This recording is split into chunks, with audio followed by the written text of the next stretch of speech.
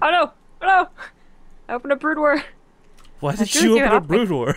I should really take it off my taskbar because it's right next to Twitter on my taskbar. You're just like, man, I'm casting Stork. Oh, the brood war just opened itself. No. Oh, But it's so annoying, man. Ah. well, good morning, ladies and gentlemen, or afternoon, or evening, depending on where you're from. It's of course was around 3 a.m. for me as we start this cast, but that's fine because we got some good games ahead of us. To start this one off, though, spawning here in the bottom left corner of the map, it's going to be the Red Terran player from Roach Gaming. Give it up for Supernova. In the bottom right, as the blue Protoss, it's Stark. Is that weird? Stork. Yeah, no, you almost went like Stark, like Tony Stark over here. This is kind of interesting. I really love seeing Stork play. He sadly did not perform all that well in our tournament, the big one we had a little while back. But overall, he's been a pretty good player on Samsung Galaxy, and I don't know. He's got a lot of legend to his name, but I wouldn't say like the craziest results in recent days. No, no. He had that. You could only call it a resurgence just because of how, frankly, bad he was doing beforehand. So people, he actually did well in Pro League towards the end. So people were like, oh, maybe he's like back on his feet. But then he hasn't really shown results. So it's more about not being really, having a 13 loss streak than being really, really great. Yeah. That's probably the best way to put it.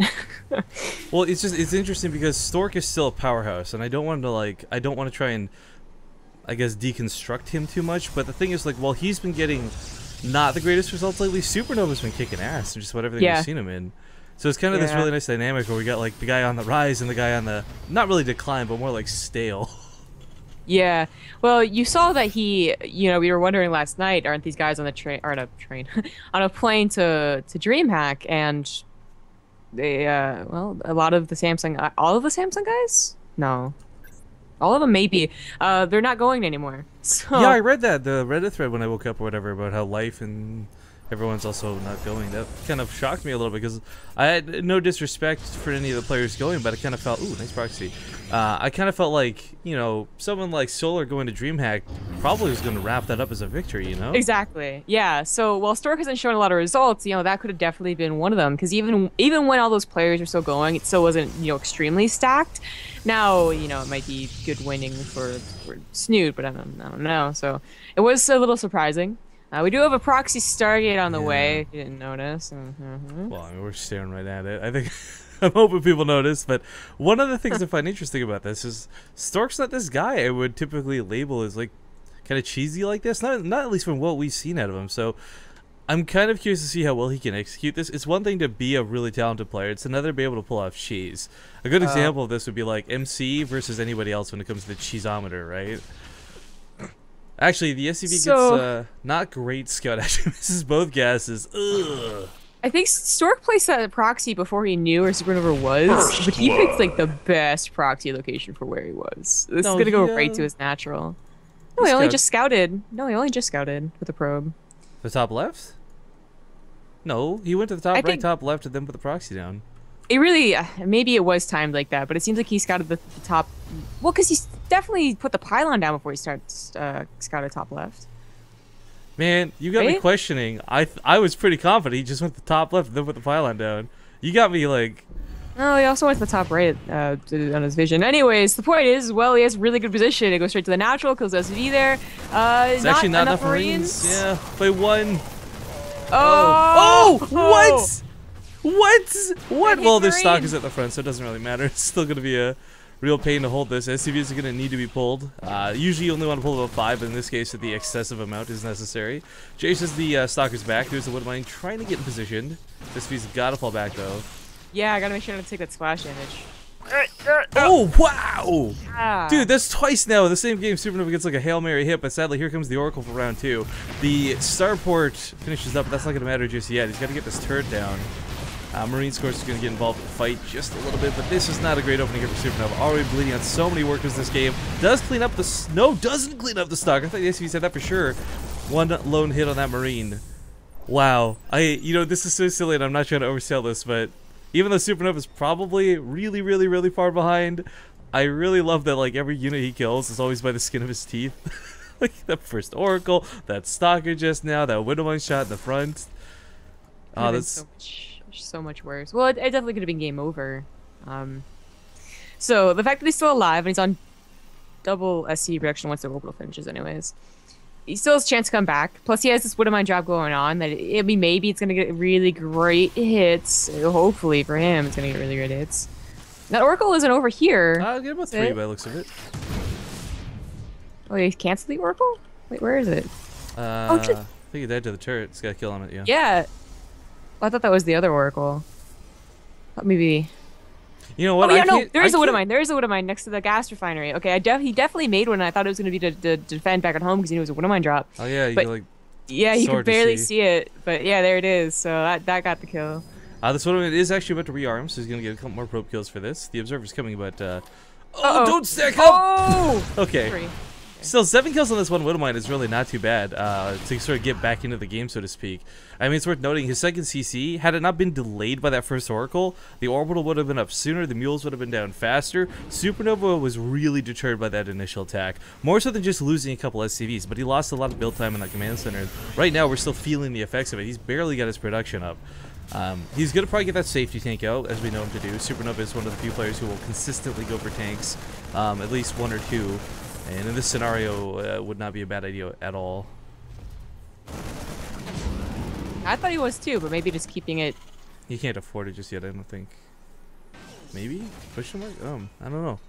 Because that tech lab coming down, I was like, okay, this is standard Supernova, but... Right, and it is a good... It's not just standard Supernova. You know, he doesn't have a lot of units, and he might be afraid of an attack, but no, he just lifts it up, and that's what the other option was Stalkers... to use it as a... Stalkers moving out to deal with the Widowmine, so actually out of position for this drop. Zealots and Sentries were moved in to take their place, but nothing to really kill the medevac. It's definitely enough to take care of it, though. If he had any more room to kite the Zealots, obviously, that's a little worse, but does fend it off. Going for Blink and Double Forge behind this.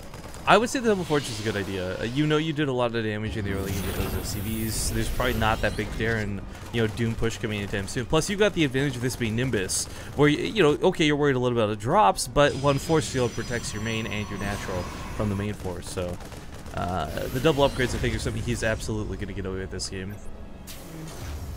We'll see if Supernova can really try and pressure that point, right? Because he is now in the position where it's better for drops. That Stargate was in a perfect position to be as close as possible to natural for Stork. But now Supernova is the one who has he has that drop opportunity in Stork's natural. It's just one right over there. So unless Stork, really cans it up or is very mindful of where his Wing-Stalkers are all the time, it's a very easy drop opportunity. He should be, though. I mean, he got Blink. He's going to be so mobile. As you said, he doesn't, he can wall off the main if he's really paranoid. I'm checking back on the status of the Stargate, by the way. This Marine has so diligently been shooting at this for so long, but I kind of imagine, like, one Marine must have run out of ammo at this point. Come on, little guy, come on!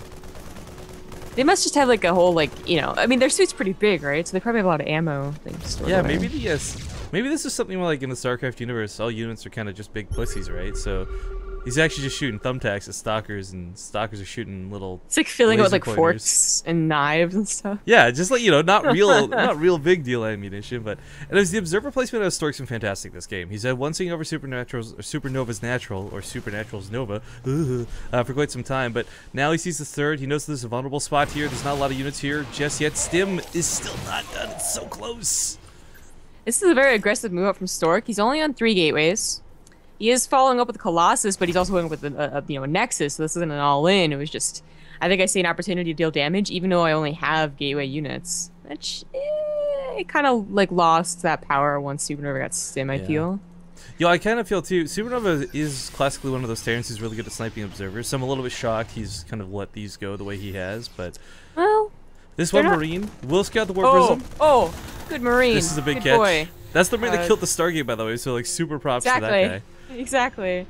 I love that move, picking up the medevac, knowing I won't get over there in time. Of course, Stork, he doesn't want to just put the Warp Prism in. He wants to harass at one side and come back later with it, so just sends it away. Yeah, good catch with these Marauders. We'll get at least 2 or 3 of those Stalkers. Nicely done. Blink on cooldown. Ooh, almost gets to fourth. Almost. But picks up with 4, drops in the natural. There's only 2 cannons here. There's going to be a photon overcharge as well, but this is a hefty drop he's going to have to deal with. Probes put away immediately. Pretty good idea considering the Woodmine was burrowing right there, but these Marauders are just doing so much damage. You're going to try and focus the Nexus. Doesn't quite have the Pulse Snipe killing potential, but picks up and boosts on out of there. One Widowmine's still not armed, by the way, so as these probes come back to work.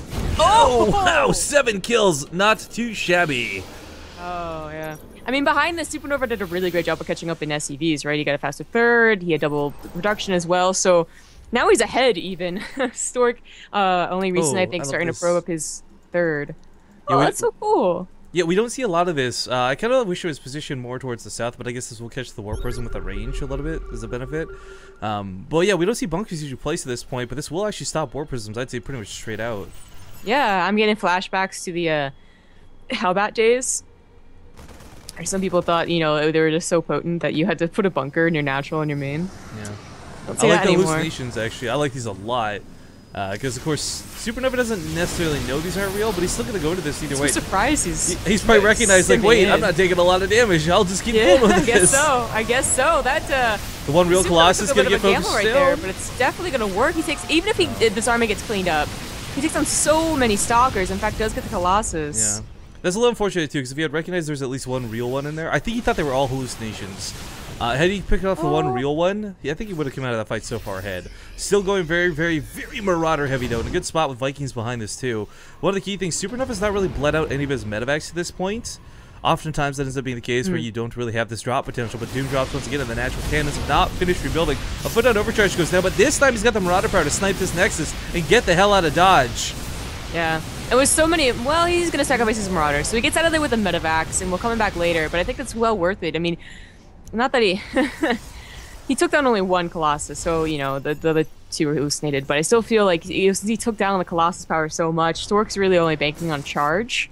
The amount of Vikings this room is going to have with 4 at a time is just going to be... It's going to overwhelm any Colossus Catholic Circle will be able to get in the next minute, 2 minutes. Yo, I called it earlier. I'm a little shocked it's taking so long. I really thought those double upgrades for Stork were going to come like heavily into effect. He is on 2-2, while Supernova is only on 1-1, but we hardly see the 3-3 coming in fact, just barely getting level 3 armor upgrades. And this is heavily because he needs to invest a lot of his gas into an army. Yeah. Been pretty good for Supernova here. He does scout. He's a little supply block right now, but there we go. Sees, I think, well, most of the army. He's got to assume that some Stalkers are back in the main again. So okay, stims, but doesn't. Yeah, it's funny actually.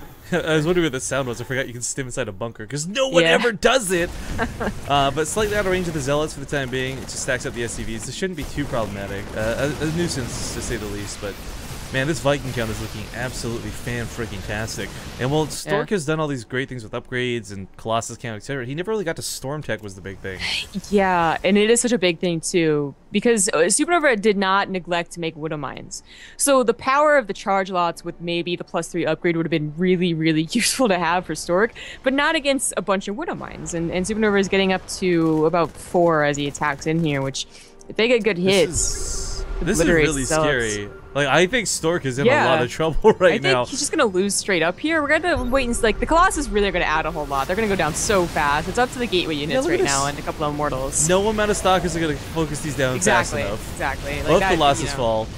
Zealot's actually doing pretty good here on the front line. Soak a lot of these hits. Those 2-2 upgrades really coming into great effect. But as he just kites away, with the Colossus gone already, this takes away so much threat. Where's the Widow Mines? Maybe he just left them at home. I'm not sure. Oh, there they come.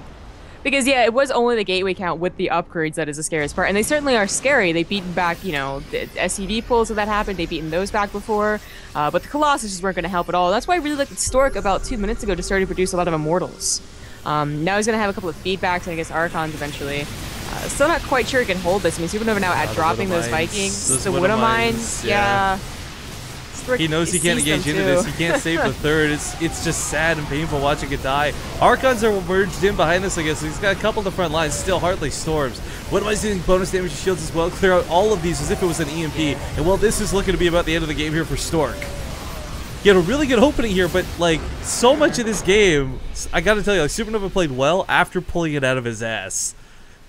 Yeah, I don't know if you watch Supernova stream a lot. You probably watch the Supernova and every now Journey, and then, man. right? Yeah, Supernova and Journey. My turns. But since they have such weird openers in that they don't always go for the 3 racks, or they don't, only go for the Widowmine drop, they do weird stuff all the time. You almost like, I don't know, you see this opportunity so many more times on their streams than any other Terran, I feel, where they're just like pulling stuff out of their ass because they have like 1 Marine, 1 Widowmine, and okay, hold on, 3 Stalkers.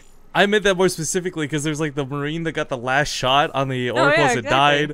The Widowmine shooting that Stalker at the start. Like, seriously, if you guys missed the first 5 minutes of that game, you need to go back into the VOD and watch it because it was absurd and ridiculous. Speaking of absurd and ridiculous, what the fuck? We just got a $100 donation from Mr. Boris freaking Makarov.